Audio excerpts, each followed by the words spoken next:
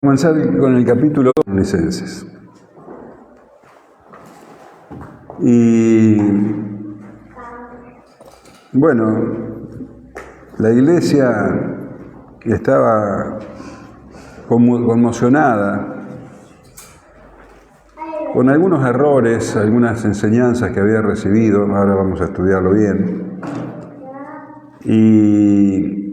Y Pablo escribe esto justamente para corregir estos errores.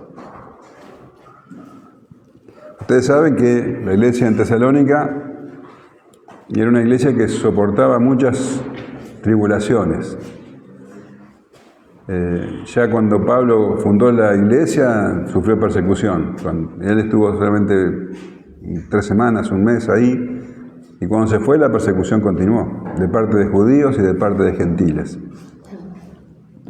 Así que bueno, estas dos cartas, la primera y la segunda, tienen como propósito fortalecer a la iglesia y bueno, tratar ciertos temas que Pablo les habló personalmente, pero que evidentemente con tan poco tiempo no se entendieron del todo y bueno, él tiene que reforzar la enseñanza. Así que vamos a leer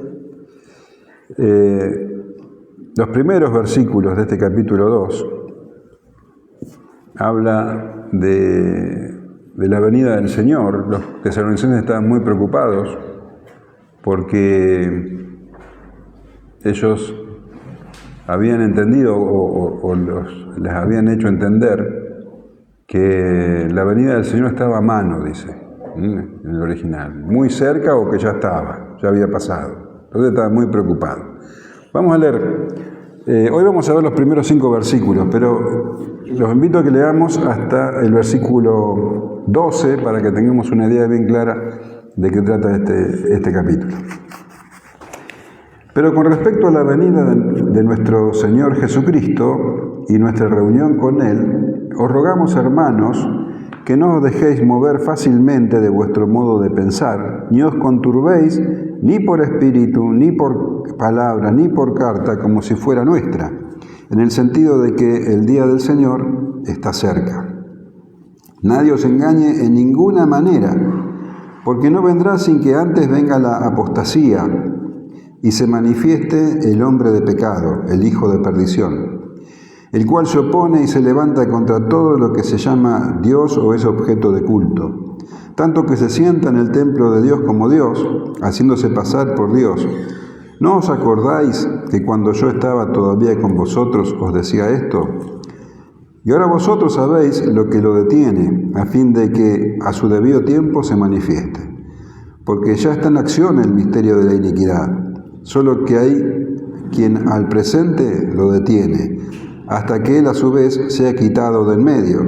Y entonces se manifestará aquel inicuo a quien el Señor matará con el espíritu de su boca y destruirá con el resplandor de su venida, inicuo cuyo advenimiento es por obra de Satanás, con gran poder y señales y prodigios mentirosos, con todo engaño de iniquidad para los que se pierden, por cuanto no recibieron el amor de la verdad para ser salvos. Por esto Dios les envía un poder engañoso para que crean la mentira, a fin de que sean condenados todos los que no creyeron a la verdad, sino que se complacieron en la injusticia. Tremendo pasaje, ¿no? El tema es que Pablo había estado enseñando, incluso en la primera carta, les habló de que la venida del Señor iba a ser repentina y que los creyentes debían estar preparados para ese momento. Vamos a leer Primera de Tesalonicenses capítulo 5, versículo 2 en adelante. 2.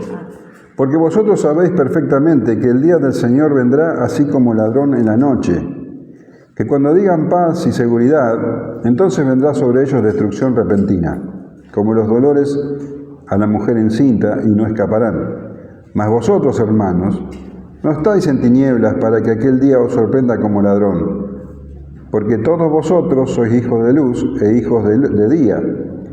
No somos de la noche ni de las tinieblas, por tanto no durmamos como los demás, sino velemos y seamos sobrios. Pues los que duermen de noche duermen, y los que se embriagan de noche se embriagan. Pero nosotros que somos del día, seamos sobrios, habiéndonos vestido con la coraza de fe y de amor, y con la esperanza de salvación como yelmo, porque no nos ha puesto Dios para ira, sino para alcanzar salvación por medio de nuestro Señor Jesucristo, quien murió por nosotros para que ya sea que velemos o que durmamos, vivamos juntamente con Él. Así que, como les decía, Pablo les había enseñado que la venida del Señor sería repentina, pero parece que la malinterpretaron y ellos entendían que la venida del Señor iba a ser inmediata. Así que tenían temor ellos, porque muchos o algunos habían partido ya a causa de la persecución, habían muerto. Y como veíamos en la primera carta, tenían temor de que estas personas que habían muerto iban a quedar fuera de los beneficios de la venida del Señor. Y Pablo le dice que no, que tanto los que ya han partido como los que estuvieran vivos iban a reunirse con el Señor en su venida, reunirse con Él en el cielo, o sea, iban a ser arrebatados y lo iban a recibir al Señor en el cielo. Así dice en 1 Tesalonicenses 4:15, por lo cual os decimos esto en palabra del Señor, que nosotros que vivimos, que habremos quedado hasta la venida del Señor, no precederemos a los que durmieron, porque el Señor mismo, con voz de mando, con voz de arcángel y con trompeta de Dios, descenderá del cielo, y los muertos en Cristo resucitarán primero. Luego nosotros, los que vivimos, los que hayamos quedado, seremos arrebatados juntamente con ellos en las nubes, para recibir al Señor en el aire, y así estaremos siempre con el Señor. Ven que los tesalonicenses estaban preocupados justamente, dice, con respecto a la venida de nuestro Señor Jesucristo y nuestra reunión con Él. Os rogamos, hermanos, que no os dejéis mover fácilmente de vuestro modo de pensar. Esta era la preocupación de ellos. Esa idea de inminencia, de que el Señor estaba a mano, porque esa es la traducción literal, que la venida del Señor estaba a mano, que ya estaba acá, les provocaba inquietud. Dice, no os conturbéis, estaban conturbados. Conturbados quiere decir alterados, inquietos. Y Pablo les escribe justamente para que, no tengan esa actitud. Algunos habían llegado incluso al extremo de vivir desordenadamente, dice. Algunos habían incluso dejado de trabajar, porque la idea era, si es verdad que la venida del Señor está a mano, ¿para qué seguir trabajando? ¿Para qué deslomarme? ¿Para qué tratar de alcanzar tesoros terrenales si ya están a mano los tesoros celestiales? Entonces, estas personas que pensaban así, estaban todo el día especulando con la venida del Señor. Y consideraban de que la iglesia debía solventar, digamos, sus necesidades, comida, por ejemplo. Eso Pablo lo va a tratar específicamente en el capítulo 3. Pero Pablo quiere corregir y traer tranquilidad, por eso les habla muy cariñosamente, les dice hermanos, les ruega que no se dejen mover fácilmente de vuestro modo de pensar. Y esta frase nos hace ver el grado de preocupación que había, porque en el original la idea de eso de mover fácilmente habla de una nave que está en medio de una tormenta. Y esto refleja el grado de turbación que había en la iglesia, de preocupación que había. Dice que incluso algunas personas habían sembrado esta preocupación, porque dice que no se debían dejar engañar ni por espíritu, ni por palabra, ni por carta como si fuera nuestra. Esto nos hace ver de que había en la iglesia algunos hermanos que hablaban por el espíritu, o sea, como que habían recibido proféticamente esta idea de que el Señor ya estaba aquí. Otros dicen por palabra. Había quien decía que había escuchado al propio Pablo decir estas cosas y tergiversaban las palabras del propio Pablo. Incluso Pablo dice, ni por carta como si fuera nuestra. Parecería ser que se decía que Pablo había escrito otra carta, aparte de primera Tesalonicenses, donde hablaba de estas cosas. Incluso podemos pensar que circulaba una carta falsa, porque si te fijas en el capítulo 3, versículo 17, Pablo dice, la salutación es de mi propia mano, de Pablo, que es el signo de toda carta mía, así escribo. Parecería que con esto Pablo quiere asegurarles de que esta carta es auténtica. Así que no debían dejarse engañar por esta gente, en el sentido de que el día del Señor está cerca, el día en que el Señor vendría por segunda vez en juicio para, como leíamos en el capítulo 1, para traer recompensa tanto a creyentes como a los enemigos de Dios. A cada uno daría lo que se merece. Entonces, esta confusión sobre la venida del Señor se debía a un problema, a una mala interpretación doctrinal. Y este problema, entonces, ha llegado hasta nuestros días. Porque hoy está ocurriendo algo parecido. Hay personas que hablan, sea porque han recibido alguna revelación, entre comillas, o porque malinterpretan las Escrituras, y se escriben muchísimos libros sobre el tema, se dan charlas, se dan conferencias, que hablan sobre la venida del Señor, y bueno, se mencionan fechas y detalles, y el Señor dijo que nosotros no podemos nunca saber cuándo Él vendrá.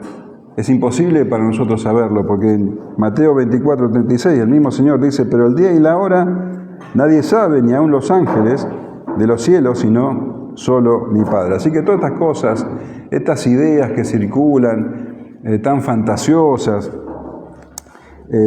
tan sensacionalistas, bueno, solo sirven para traer confusión al pueblo de Dios. Utilizan lenguaje grandilocuente y usan frases repetidas que parecen muy espirituales. Habrán escuchado, por ejemplo, frases como Israel es el reloj profético de Dios. ¿Escuchaste alguna vez eso? Sí. Muchísimas veces. Es muy común que esta gente hable de que, bueno, la situación política y social de Israel sea, bueno, un indicador de que ya estamos en el tiempo del fin.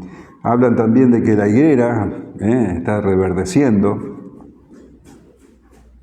teniendo a Israel como la higuera, y ellos dicen que esto empezó a ocurrir en 1948, cuando Israel se estableció como Estado. A partir de ahí ellos entienden que, bueno, la venida del Señor está pronta. Y bueno, y también hablan de que esta es la última generación a partir del establecimiento de el Estado de Israel. Bueno, esto hemos hablado varias veces, no vamos a caer lo mismo. El asunto es que, bueno, esta actitud de hablar de manera sensacionalista y superficial trae confusión. Pero esta actitud de apasionarse con este tema y consumir cualquier información que no esté basada en la Escritura es incorrecta, como también es incorrecta el otro extremo, de que es un tema que no hay que tocarlo, es un tema que no afecta nuestras vidas. Esa actitud tampoco agrada al Señor. Pablo habla de los que aman su venida, ¿no? Y tener una actitud tibia implica, sobre el tema de la venida del Señor, implica que las personas que tienen esta actitud están muy, muy aferradas al mundo. Es nada más ni nada menos que amor al mundo. Y el Señor le dice a la iglesia de la Odisea, en Apocalipsis 3:15, yo conozco tus obras, que ni eres frío ni caliente. Ojalá fueses frío o caliente. Pero por cuanto eres tibio y no frío ni caliente, te vomitaré de mi boca. Entonces, el fanatismo de consumir cualquier cosa y de estar alterado, y por el otro lado la tibieza, son actitudes incorrectas. Lo correcto es, estar atento a estos tiempos, estar atento a la venida del Señor, pero cumpliendo con las obligaciones que tenemos en este mundo. El Señor habló muchas veces de que debemos estar preparados. Debemos estar preparados para cuando Él venga. Entonces, están sucediendo cosas que realmente demuestran que el tiempo de su venida está cerca. Pero tenemos que analizarlo conforme a las Escrituras. Dice Lucas 21:28, cuando estas cosas comiencen a suceder, erguíos y levantad vuestra cabeza, porque vuestra redención está cerca. Cuando estas cosas comiencen a suceder, ¿qué cosas serán? Pablo dice, nadie os engañe en ninguna manera, porque no vendrá, está hablando de la venida del Señor, no vendrá sin que antes venga la apostasía y se manifieste el hombre de pecado, el hijo de perdición. No tenían que turbarse ni dejarse engañar, porque el Señor no iba a venir antes que venga la apostasía y se manifieste el hombre de pecado. Esta, que Pablo está mencionando, estas dos cosas, son auténticas señales de la venida del Señor. Y hay dos auténticas señales de la venida del Señor. Porque las personas, por lo general, entienden que las guerras, los terremotos y los desastres son señales de que el Señor está pronto a venir. Y Él dijo que no, que esto no es así. Fíjate lo que dice Mateo 24:6. Y oiréis de guerras y rumores de guerras. Mirad que no os turbéis, porque es necesario que todo esto acontezca, pero aún no es el fin. Porque se levantará nación contra nación, y reino contra reino, y habrá pestes y hambres y terremotos en diferentes lugares, y todo esto será principio de dolores. Entonces, estas cosas deben ocurrir durante toda la historia. Y a la hora del principio de dolores puede ser que haya una sugerencia de que las cosas se van a ir intensificando, pero no es una verdadera señal, porque Pablo dice, no será el fin todavía. Mirá lo que dice la Nueva Traducción Viviente. Y ustedes oirán de guerras y de amenazas de guerras, pero no se dejen llevar por el pánico. Es verdad que esas cosas deben suceder, Pero el fin no vendrá inmediatamente después. Una nación entrará en guerra con otra y un reino con otro reino. Habrá hambres y terremotos en muchas partes del mundo, pero todo eso es solo el comienzo de los dolores del parto. Luego vendrán más. Así que nos queda claro de que no son los terremotos, no son las guerras, todo lo que nosotros estamos viendo que está ocurriendo en Medio Oriente, no lo veamos como señales del fin, porque el Señor dice que no es así. ¿Cuáles son las señales verdaderas? Bueno, la primer señal verdadera es que el Evangelio será predicado hasta lo último de la tierra.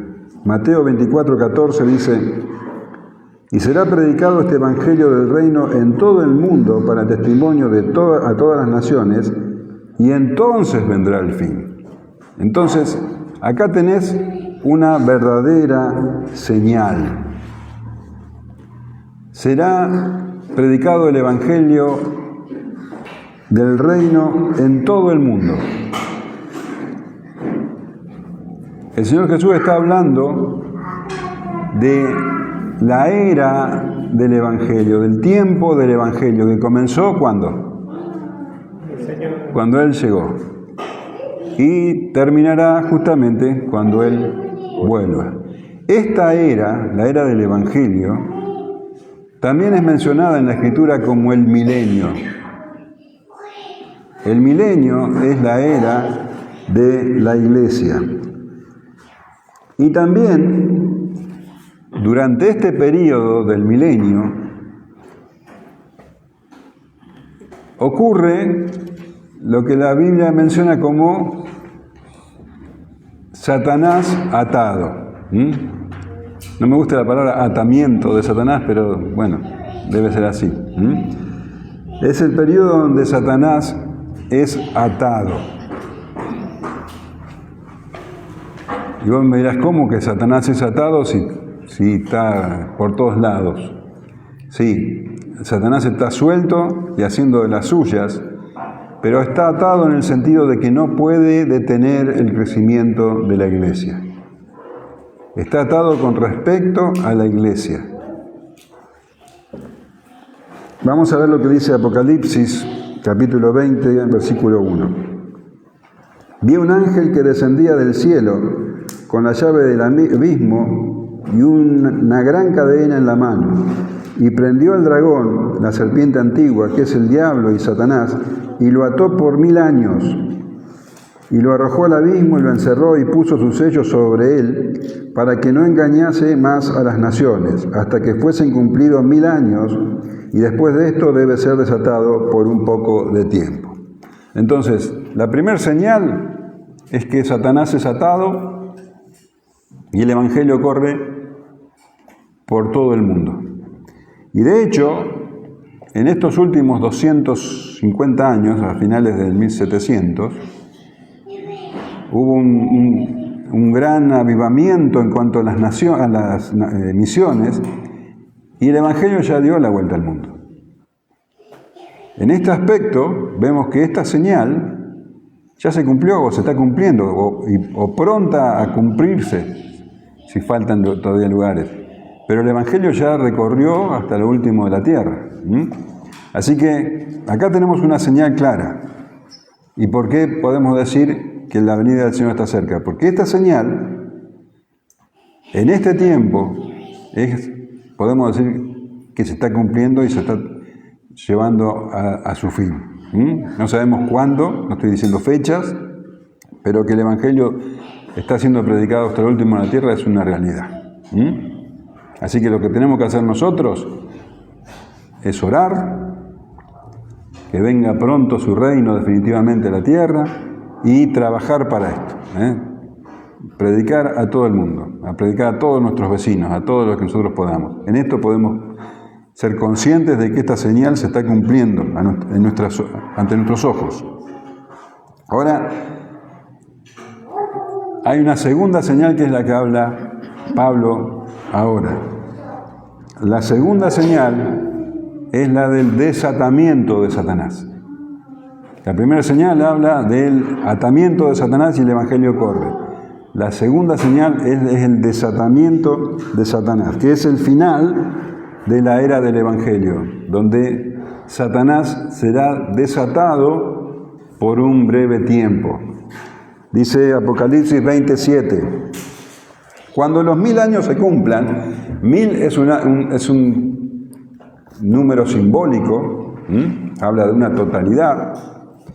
Cuando los 1000 años se cumplan, Satanás será suelto de su prisión y saldrá a engañar a las naciones que están en los 4 ángulos de la tierra, a Gog y a Magog, a fin de reunirlos para la batalla, el número de los cuales es como la arena del mar, y subieron sobre la anchura de la tierra y rodearon el campamento de los santos y la ciudad amada, y de Dios descendió fuego del cielo y los consumió, y el diablo que los engañaba fue lanzado en el lago de fuego y azufre, donde estaban la bestia y el falso profeta, y serán atormentados día y noche por los siglos de los siglos. Entonces, cuando Satanás sea desatado, entonces dice, va a hacer guerra contra el pueblo de Dios. De eso se trata.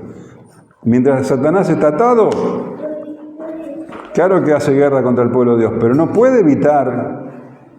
Las puertas del Hades no prevalecerán, dijo el Señor Jesús, cuando todavía ni siquiera había iglesia. Las puertas del Hades no prevalecerán contra ellos. Satanás no puede evitar, por más que trate de hacerlo una y otra vez, está constantemente haciendo guerra contra los santos. De hecho, el capítulo 12 de Apocalipsis habla sobre eso. Constantemente haciendo guerra contra los santos, pero no puede evitar que el Evangelio siga creciendo y creciendo y creciendo. Es derrotado porque está atado con respecto a la iglesia. Pero al final del periodo del Evangelio, el periodo de la iglesia, Satanás será desatado para que sí pueda hacer guerra contra la iglesia y vencerla.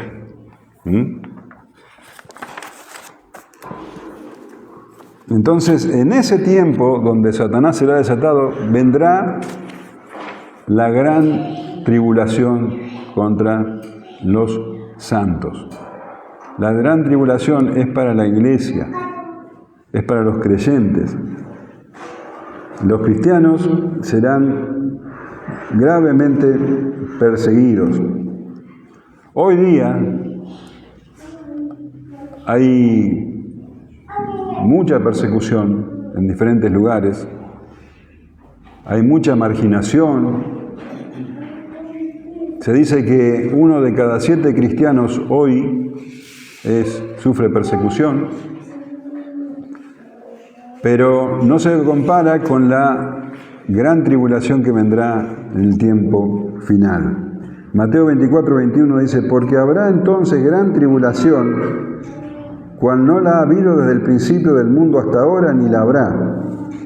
Y si aquellos días no fuesen acortados, nadie sería salvo, mas por causa de los escogidos, aquellos días serán acortados. Y Apocalipsis 11:7 dice, cuando hayan acabado su testimonio, está hablando de los 2 testigos, los 2 testigos son un símbolo de la iglesia. Cuando hayan acabado su testimonio, la bestia que sube del abismo hará guerra contra ellos y los vencerá y los matará. Entonces, el testimonio de la iglesia va a llegar un día en que ya no corra más como está corriendo hoy. Los cristianos van a sufrir una gran tribulación. Cuando esto ocurra, en esta gran tribulación, es que ocurrirá lo que Pablo está hablando. Habrá una gran apostasía. Una apostasía quiere decir que,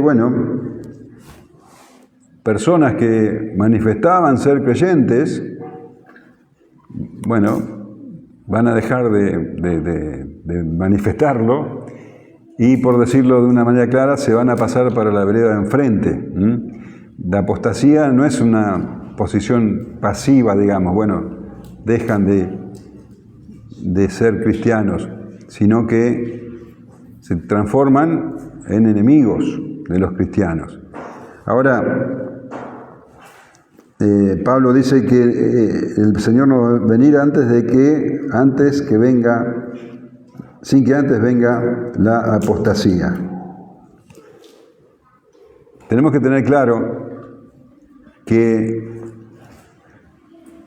ningún cristiano verdadero puede llegar a ser apóstata.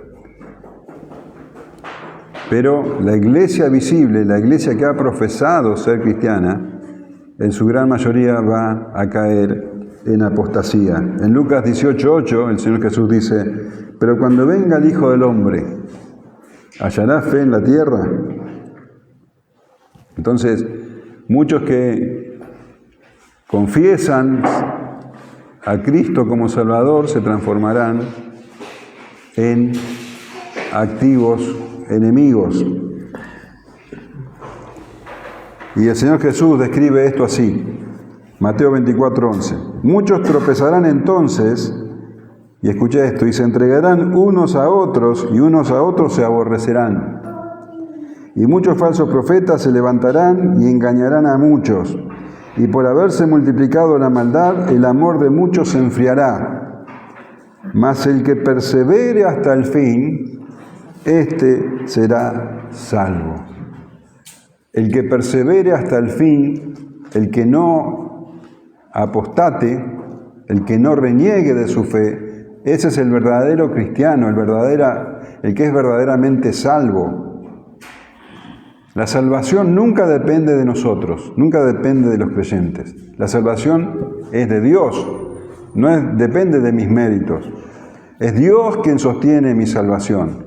Es Dios quien me hace perseverante, el que me hace perseverante en medio de las pruebas. Él es el Dios de mi salvación, Él es el buen pastor que conoce a sus ovejas. Dice Juan 10:27, mis ovejas oyen mi voz, y yo las conozco y me siguen, y yo les doy vida eterna y no perecerán jamás, ni nadie las arrebatará de mi mano. Mi Padre que me las dio es mayor que todos, y nadie las puede arrebatar de la mano de mi Padre. El que es un hijo de Dios, seguirá siendo un hijo de Dios aún en medio de la gran tribulación. Ese es el que persevera hasta el fin. Jeremías 32:40 dice, y haré un pacto eterno con ellos, nunca dejaré de hacerles bien, pondré en el corazón de ellos el deseo de adorarme y nunca me dejarán. Primera de Pedro 1:5 dice, que sois guardados por el poder de Dios mediante la fe, para alcanzar la salvación que está preparada para ser manifestada en el tiempo postrero. Somos guardados por el poder de Dios mediante de la fe. Es el poder de Dios quien nos guarda, quien guarda al verdadero creyente, el que lo hace perseverante. Así que tenemos un ambiente de gran tribulación, de persecución, de apostasía, y en este ambiente es que va a surgir el hombre de pecado, el hijo de perdición. Hombre de pecado también puede traducirse, tal vez de una manera más precisa, como el hombre de desafuero. Desafuero, según el diccionario, es acto violento contra la ley. Sinónimos de desafuero son abuso, injusticia, atropello, arbitrariedad, transgresión, tropelía. Es una acción contraria a las buenas costumbres y a los consejos de la sana razón. Entonces, desafuero es sin ley. El hombre que está en contra de la ley de Dios. Alguien que se opone activamente a la ley de Dios. Y desafuero, dice la palabra, que es pecado.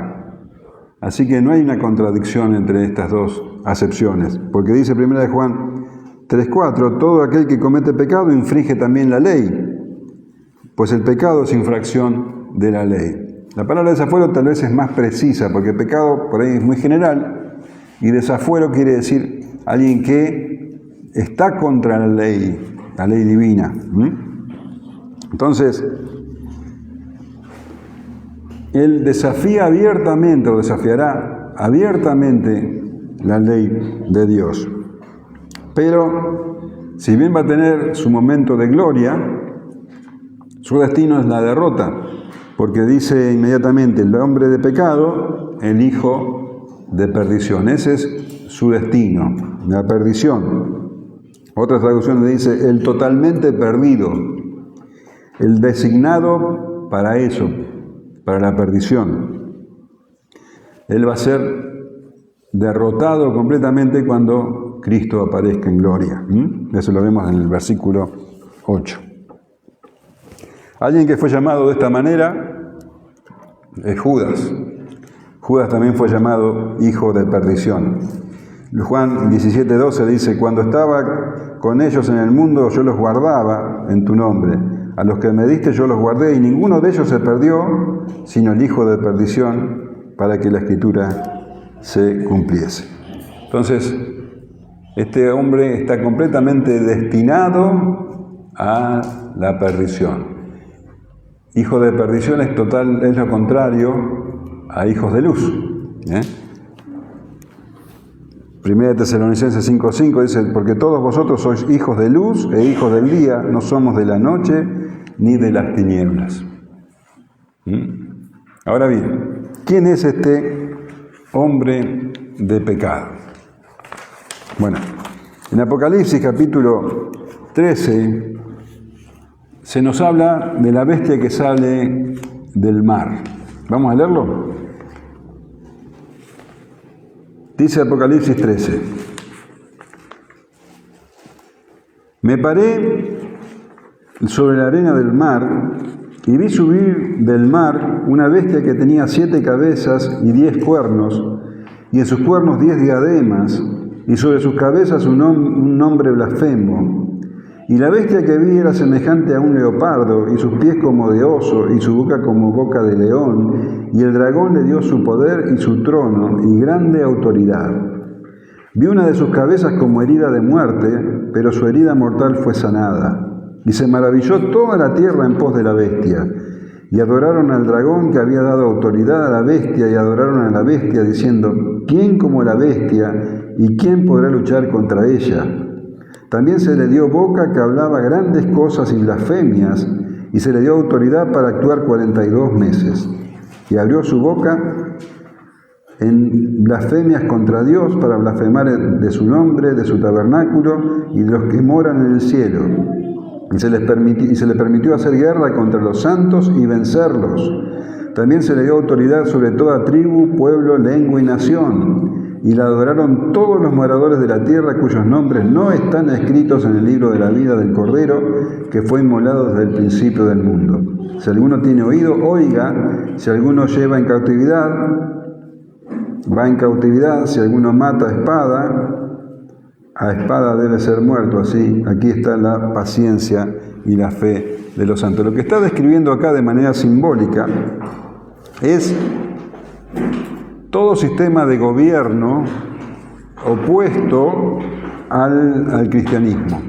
Todo sistema de gobierno anticristiano, que se da a lo largo de todas las épocas y de diferentes formas. Esa es la idea de que tiene diferentes cabezas. Entonces, podemos ver en la época en que Juan escribió esto, la bestia era el Imperio Romano. Acuérdate que el emperador obligaba a todos los ciudadanos a adorarlo. El emperador se erigía como Dios. Y a lo largo de la historia se han levantado siempre gobiernos y sistemas que se oponen a Cristo y a la ley de Dios. Llámalo comunismo, nazismo y toda democracia que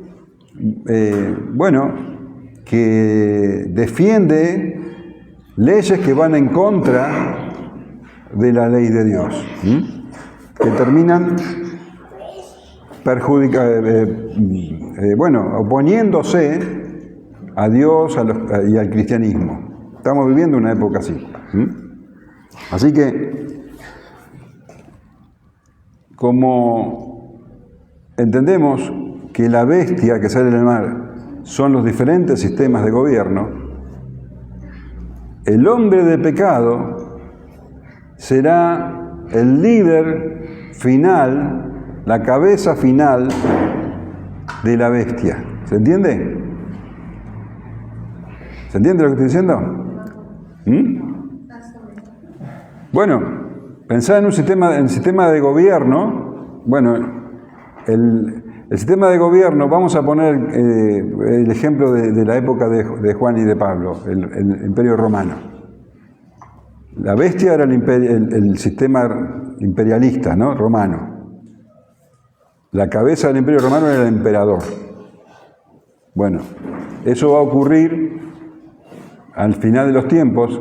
El líder de la bestia, que en ese momento esté, va a ser este hombre de pecado que se va a oponer a Dios y que va a desencadenar una gran persecución a la iglesia, y esto también va a desembocar en una gran apostasía. ¿Se entiende? Entonces, este líder es una persona, es un hombre, no es un ente abstracto, y Juan lo llamó Anticristo. Anticristo. En 1 Juan 2:18 dice: hijitos, ya es el último tiempo, y según vosotros oísteis que el anticristo viene, así ahora han surgido muchos anticristos, por esto conocemos que es el último tiempo. Juan habla de un anticristo que viene y de muchos anticristos que ya estaban cuando él vivía. Está hablando de un anticristo futuro, que es el mismo que está hablando Pablo, como el hombre de pecado. Y muchos anticristos que estaban ya en la época de Juan y que continuaron hasta hoy y continuarán. 1 Juan 2:22 dice: ¿quién es el mentiroso sino el que niega que Jesús es el Hijo de Cristo? Este es el anticristo, el que niega al Padre y al Hijo. Todo aquel que niega al Padre tampoco tiene que niega al Hijo tampoco tiene al Padre. El que confiesa al Hijo tiene también al Padre. Entonces, todos aquellos que no confiesan a Jesucristo, bueno, no estamos hablando de cualquier persona, estamos hablando de gente que se levanta, ¿no? Son anticristos. Pero habla de un espíritu de anticristo. Ese espíritu de anticristo es lo que está circulando y hace que, bueno, dice 1 Juan 4:3: y todo espíritu que no confiesa que Jesucristo ha venido en carne no es de Dios, y este es el espíritu del anticristo, el cual vosotros habéis oído que viene y que ahora ya está en el mundo. A lo largo de la historia se levantaron muchos anticristos, líderes que se oponen a Cristo, pero el hombre de pecado es el líder final. Y el espíritu de anticristo es, bueno, todos los que confiesan, que no creen en Cristo, tienen el espíritu de anticristo. Ese espíritu de anticristo es lo que Pablo llama misterio de la iniquidad, que vamos a ver el miércoles que viene, y que está en el versículo 7. Ese espíritu de anticristos estará hasta el final de este tiempo. Esta descripción que hace Pablo del hombre de pecado tiene mucho que ver, o mejor dicho, deriva de la descripción que hace Daniel en el capítulo 7, cuando habla de 4 bestias, estas 4 bestias que representan imperios, y una cuarta bestia de la que salen 10 cuernos. ¿Se entiende lo que estoy diciendo? ¿Estamos bien? ¿Sí? Vamos a leer Daniel, capítulo 7, versículos 17 en adelante. Le voy a leer la Nueva Traducción Viviente. ¿Se entiende por allá? ¿Vamos bien? No es fácil, es complicado el tema, ¿no?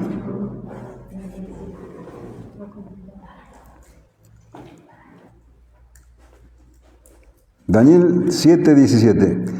De esto Pablo trae ciertas características del hombre de pecado. Vamos a leer. Estas 4 bestias enormes, que como te decía representan imperios mundiales, estas 4 bestias enormes representan a 4 reinos que surgirán en la tierra. Pero al final el reino será entregado al pueblo santo del Altísimo, y los santos gobernarán por siempre y para siempre. Entonces quise conocer el verdadero significado de la 4ª bestia, que era tan diferente a las demás y tan espantosa. Había devorado y aplastado a sus víctimas con dientes de hierro y garras de bronce, y pisoteaba los restos bajo sus pies. También pregunté acerca de los 10 cuernos que había en la cabeza de la 4ª bestia, y por el cuerno pequeño que surgió después y destruyó a 3 de los otros cuernos. Este cuerno parecía más grande que los demás y tenía ojos humanos y una boca que presumía con arrogancia. Mientras miraba a ese cuerno, hacía guerra contra el pueblo santo de Dios y lo vencía, hasta que vino el anciano, el Altísimo, y emitió un juicio en favor de su pueblo santo. Entonces llegó el tiempo para que los santos tomaran posesión del reino. Después me dijo, esta 4ª bestia es la 4ª potencia mundial que gobernará la tierra. Será diferente a todas las demás, devorará el mundo entero, pisoteando y aplastando todo lo que encuentra a su paso. Sus 10 cuernos son 10 reyes que gobernarán ese imperio. Luego surgirá otro rey diferente a los otros 10, y someterá a 3 de ellos, desafiará al Altísimo y oprimirá al pueblo santo del Altísimo, procurará cambiar las leyes de los santos y sus festivales sagrados, y ellos quedarán bajo el dominio de ese rey por un tiempo, tiempos y medio tiempo. Sin embargo, después el tribunal dictará sentencia, se le quitará todo su poder y quedará totalmente destruido. Entonces se dará al pueblo santo del Altísimo la soberanía, el poder y la grandeza de todos los reinos bajo el cielo. El reino del Altísimo permanecerá para siempre, y todos los gobernantes le servirán y obedecerán. Así termina la visión. Yo, Daniel, estaba espantado por mis pensamientos y mi rostro estaba pálido de miedo, pero no le dije nada a nadie. Bueno, cuántas cosas, ¿no? Bueno, vamos a entrar en detalle porque... Pero bueno, básicamente habla de 4 bestias que se van a levantar, que a lo largo de la historia fueron Babilonia, el imperio Medo-Persia, Grecia y Roma. Estos reinos simbolizan o representan los reinos humanos. Y lo que vemos acá, que estos reinos son pasajeros y el único reino que permanece es el reino de Dios. El reino será entregado al pueblo santo del Altísimo, y los santos gobernarán por siempre y para siempre. Los santos obviamente está hablando de la iglesia. La 4ª bestia representa al imperio romano, que era el más poderoso de todos, y que, bueno, su influencia y su sistema ha perdurado a través de los siglos, y habla de 10 cuernos que representan poderes, pero al hablar de 10 habla de totalidad, no está hablando de un número literal. Y son poderes políticos que se levantan en contra de Dios. Lo importante acá es el cuerno pequeño, el último, que es el que justamente nos ocupa a nosotros. Este cuerno pequeño, que va a ser el último gobernante, es el anticristo, que aparecerá justo antes del fin. Y no sé si notaron que habla de tiempo, tiempos y medio tiempo, como en Apocalipsis. Ese tiempo, tiempos y medio tiempo, habla de un tiempo acotado, que es el mismo tiempo del Evangelio, desde que el Señor Jesús vino a la tierra hasta que volvió. Así que vemos cómo este líder final se levanta, hace guerra contra los santos, pero finalmente es derrotado.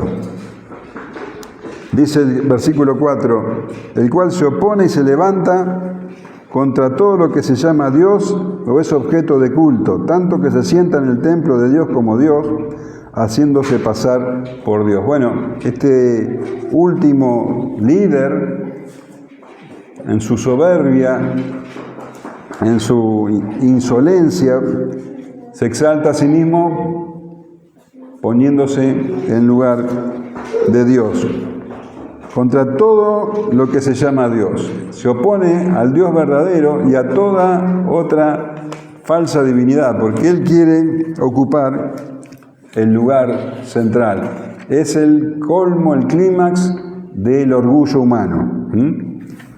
Este hombre, entonces, dice, incluso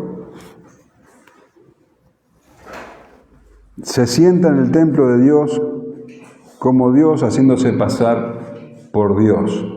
¿Cuál es el templo de Dios? La iglesia. La iglesia, los creyentes son el templo de Dios. 1 Corintios 3:16 dice, ¿no sabéis que sois templo de Dios y que el Espíritu de Dios mora en vosotros? 1 Corintios 6:19 dice, ¿o ignoráis que vuestro cuerpo es el templo del Espíritu Santo, el cual está en vosotros, el cual tenéis de Dios y que no sois vuestros? 2 Corintios 6:16, ¿y qué acuerdo hay entre el templo de Dios y los ídolos? Porque vosotros sois el templo del Dios viviente, como Dios dijo, habitaré y andaré entre ellos y seré su Dios y ellos serán mi pueblo. Entonces, este hombre de pecado se va a arrogar el título de Dios y va también a querer imponer su autoridad en la iglesia. De hecho, esto es lo que provocaría la gran apostasía. Muchos lo van a aceptar y los verdaderos creyentes no van a reconocer esa autoridad y entonces sufrirán persecución. Mateo 24:15 dice, pero cuando veáis en el lugar santo la abominación desoladora del que habló el profeta Daniel, el que lee entienda, es la abominación desoladora. Versículo 24:21, porque habrá entonces gran tribulación, cual no la ha habido desde el principio del mundo hasta ahora, ni la habrá, y si en aquellos días no fuesen acortados, nadie será salvo, mas por causa de los escogidos, aquellos días serán acortados. E inmediatamente después de la tribulación de aquellos días, el sol se oscurecerá y la luna no dará su resplandor y las estrellas caerán del cielo y las potencias de los cielos serán conmovidas. Estas son las dos grandes señales entonces. El atamiento de Satanás, que tiene que ver con el Evangelio corriendo por todo el mundo, y el desatamiento de Satanás, que es donde viene la gran persecución a la iglesia, la tribulación, la apostasía y la manifestación del hombre de pecado. Estas dos señales preceden a la última gran señal. La última gran señal está en Mateo, capítulo 24.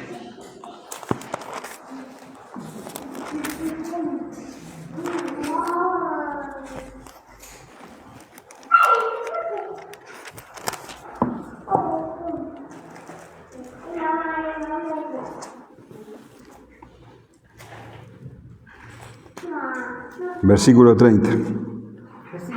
30. Vamos a ver el 29. Recién leí el 29, vamos al 30. Inmediatamente después de la tribulación de aquellos días, el sol se oscurecerá y la luna no dará su resplandor y las estrellas caerán del cielo y las potencias de los cielos serán conmovidas.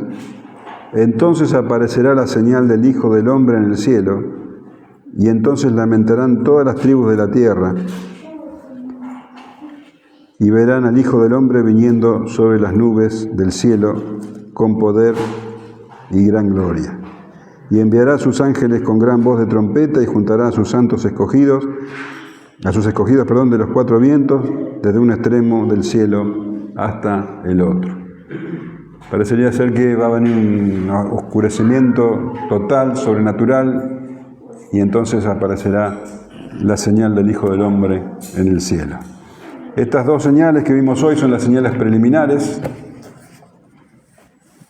El Evangelio corriendo en todo el mundo, y el desatamiento de Satanás con la apostasía y la manifestación del Hijo del Hombre. Por eso Pablo le dice a la iglesia de Tesalónica, no tienen que preocuparse, todavía tienen que pasar estas cosas. Y les hace una pequeña admonición, le dice, ¿no os acordáis que cuando yo estaba todavía con vosotros os decía esto? Si ellos hubieran prestado atención a lo que Pablo les dijo, a lo que Pablo les enseñó, no tendrían tanta turbación. Nosotros también tenemos que prestar atención a lo que está escrito para estar con la mente centrada en lo que tenemos que estar. El Señor viene, tenemos que estar preparados. ¿Amén? Bueno, no sé si